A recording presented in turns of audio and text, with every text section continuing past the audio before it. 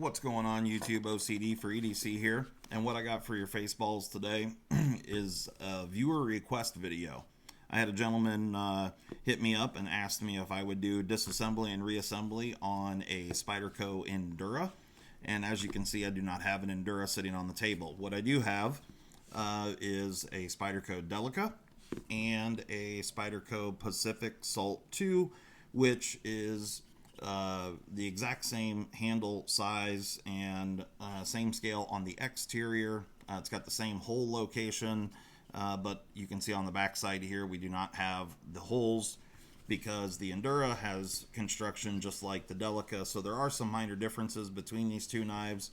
But for what we're doing here today, the Delica is a representation of the Endura. The Endella and the Delica are all constructed the exact same way. They're just different sizes. And the Pacific Salt 2 is the same exact size as the Endura.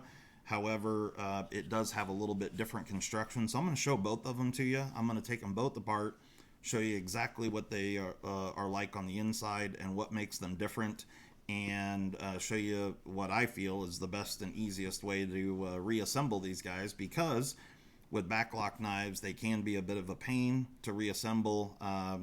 If you're not familiar with this process, you'll see it here in just a couple minutes. So in order to do this, what you're going to need are some drivers. I personally like to use the actual drivers instead of the style that is a bit holder with changeable bits. So I have several different sets of drivers and different tools.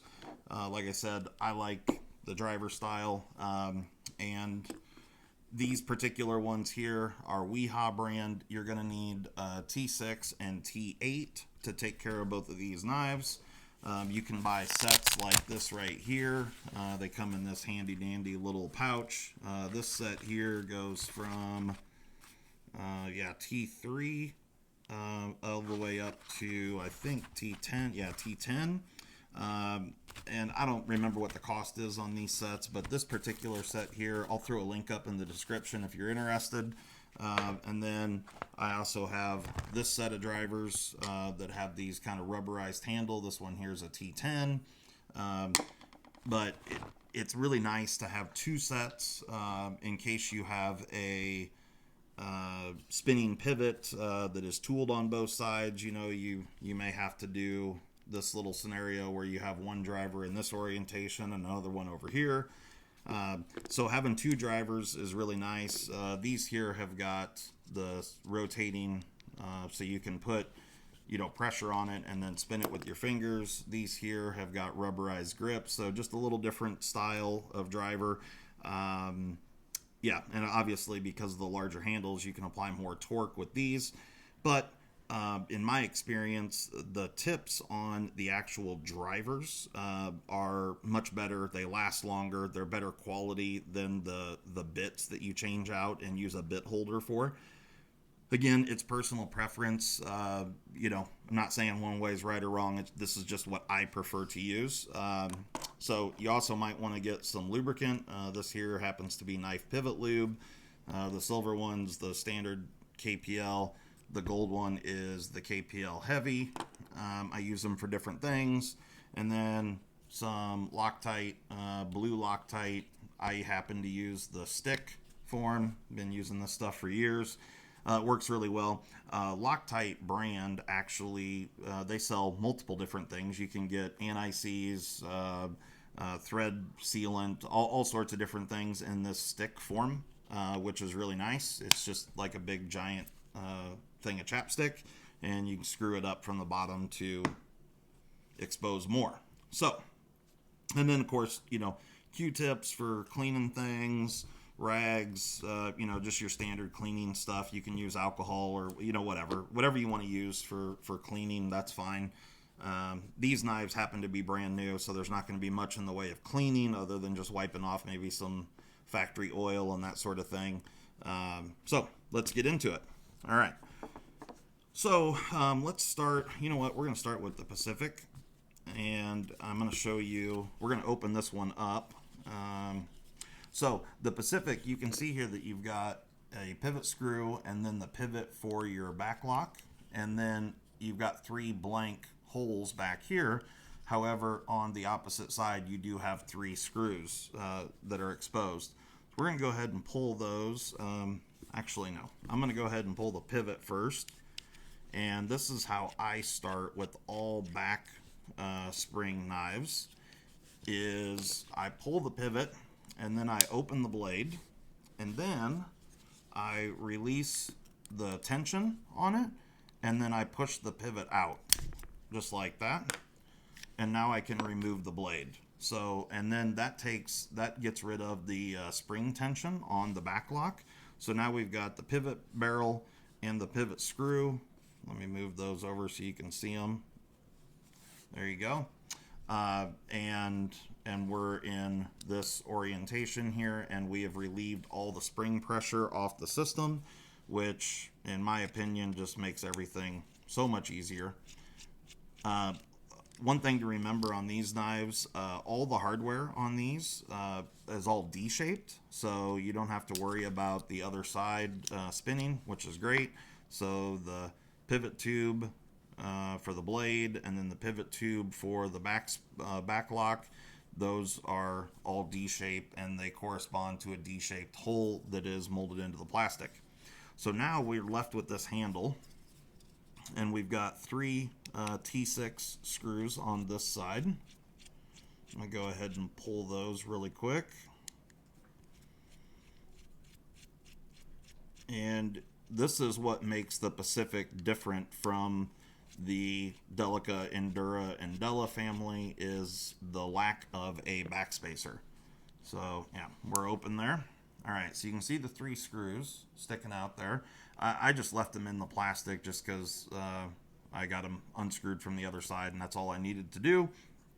But you can see here that you've got this extra width here is molded onto the handle scale.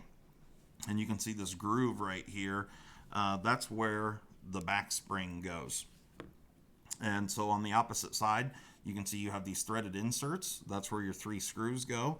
And so this back spacer here is made up of the 2 halves coming together, and you can see the support for the back spring. So I can pull this back spring out of here. That's a little stuck. There we go. And you can see the groove right there where the back spring lies into. Same thing on this side. The back spring goes in that position right there.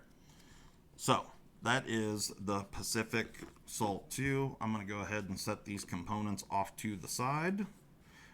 You will notice that the Pacific does not run any washers. That's special to the Pacific series. And this is to be a corrosion-proof knife. This has H1 steel, and so they've just limited the amount of metal components in the knife. All right. So on the Delica, same process. We're going to take the pivot screw, which happens to be a T8 first. Now on the Delica, the pivot screw has a washer on it, so be careful not to lose that washer. I'll set that down. And then same situation, I'm going to open the blade. I'm going to push down the back lock bar, and then I'm just going to push the pivot straight out the other side. At that point, I can remove the blade. Now, I happen to know on the Delica that there are phosphor bronze washers, and you can see one of them right through the pivot hole there. But now we've relieved the spring tension on the system, and now I'm going to pull this T6 screw here that is the pivot.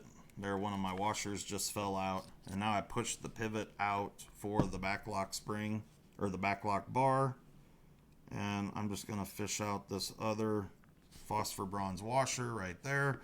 So there are my 2 washers right there.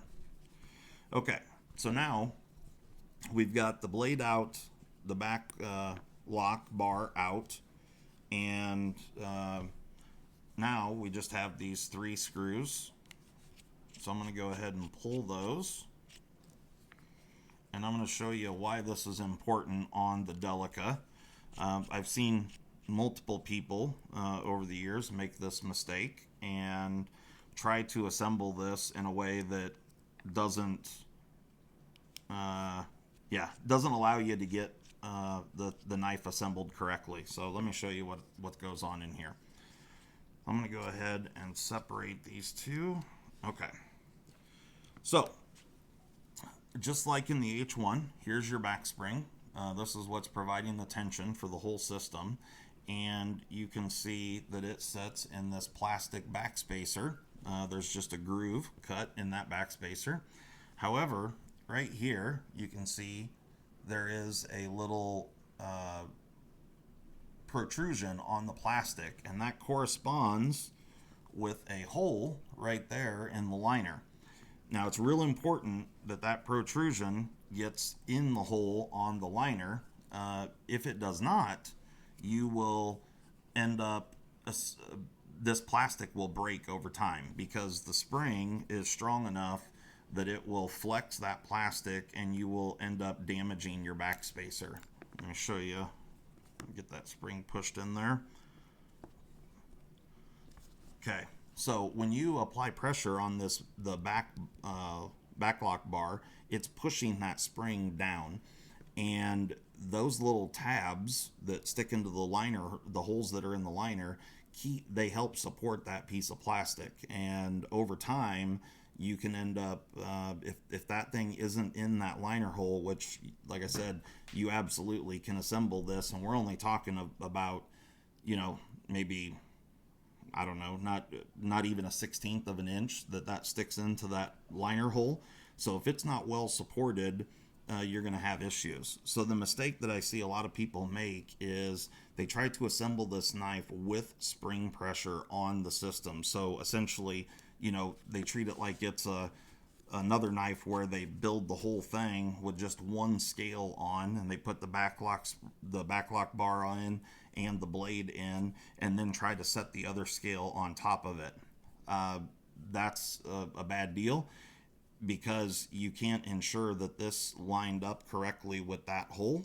And yeah, just a bad situation. So what I would recommend is you assemble this just the same way you pulled it apart. So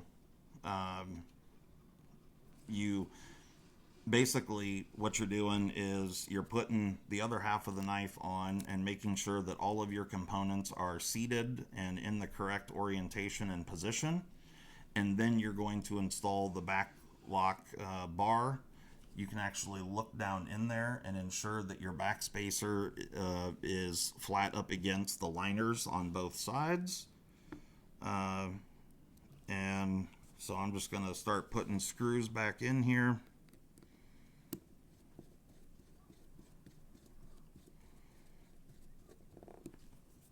Like so. And then now if you want to do Loctite and all that stuff on knives like this, I generally don't do a lot of Loctite. And yeah, I don't use a ton of Loctite on my knives anyway, but you can see they came from the factory with a little bit of blue Loctite already on them. So I just don't really have an issue with the screws backing out. It's never really been a problem, but sometimes it just depends on the knife. So now at this point, your back spring is in, the knife is mostly assembled, your handle's all put together. And so what you want to do is install your back spring, or the backlock bar, and you're just going to place that in there. You do need to make sure, like I said, these pivot tubes are D-shaped, so those have to line up correctly with the orientation in the plastic. And once you get that pushed through, then you can put the screw in it. Now on the Delica, all the body screws, including this lock bar pivot assembly, they are the same size, so that's nice and easy. But on some knives, you'll have different length hardware, so you need to pay attention to that. All right, now I left this intentionally a bit loose, and the reason for that is that I want to be able to kind of spread these liners a little bit out on this end. And so what I'm going to do is I'm going to take my blade, and in this case here, because as much as I want the lubrication for the pivot, I also want just the surface tension of the oil as well. And I'm just kind of wiping these washers off to make sure there's not a bunch of junk on them. But I want to basically stick the washers to the blade here. So I'm going to use a bit of the KPL Heavy. And when I say a bit, I mean a tiny little bit.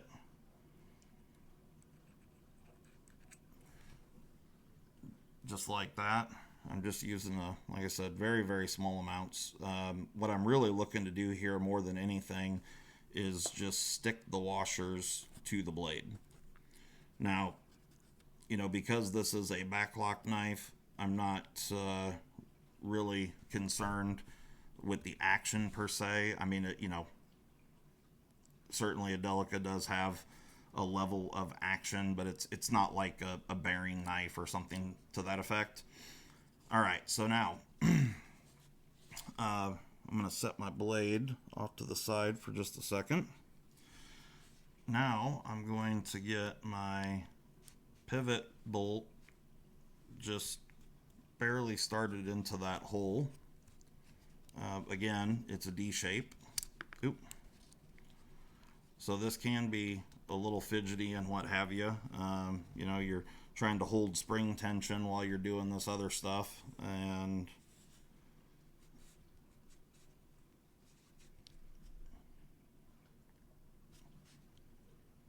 I don't know why my pivot, there it goes. Okay. All right, so now what I've done is I need to pull that pivot back out just a little more. Okay. Now what I've done is I've spread my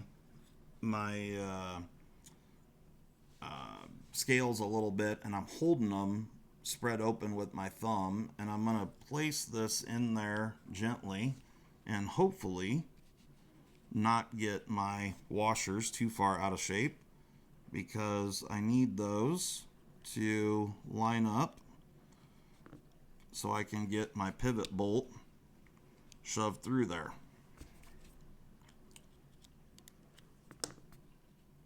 Just like that.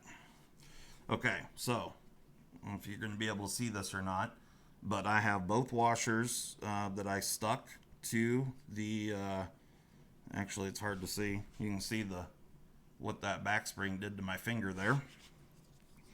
So now I'm going to stick my pivot bolt back in.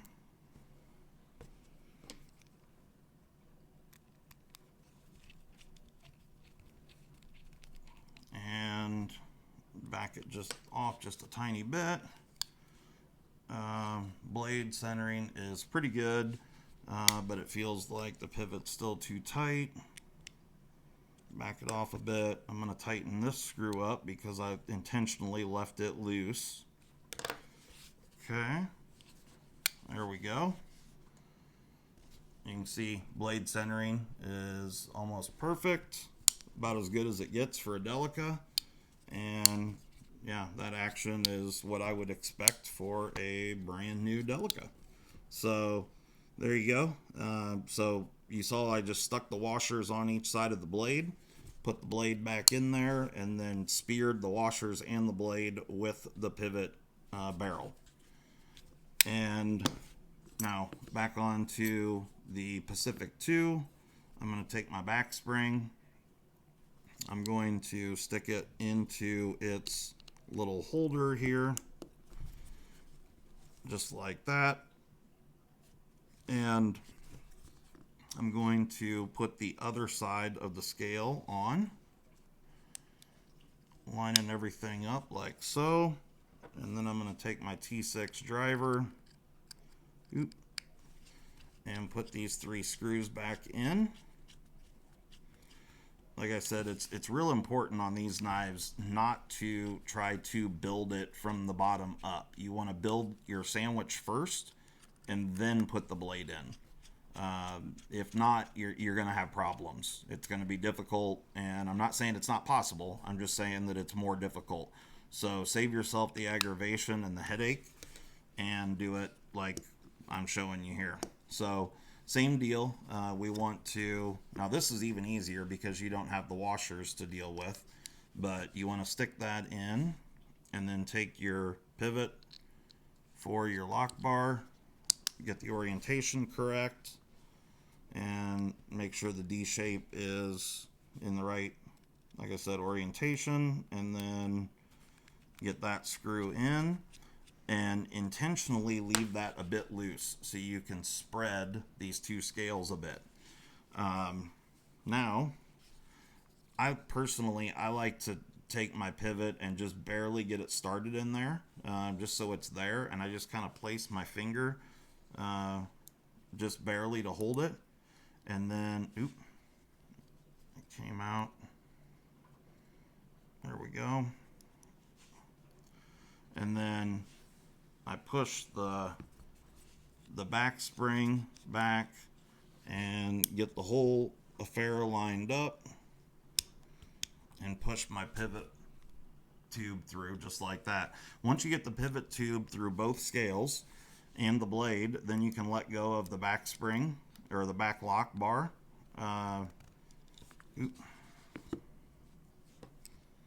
And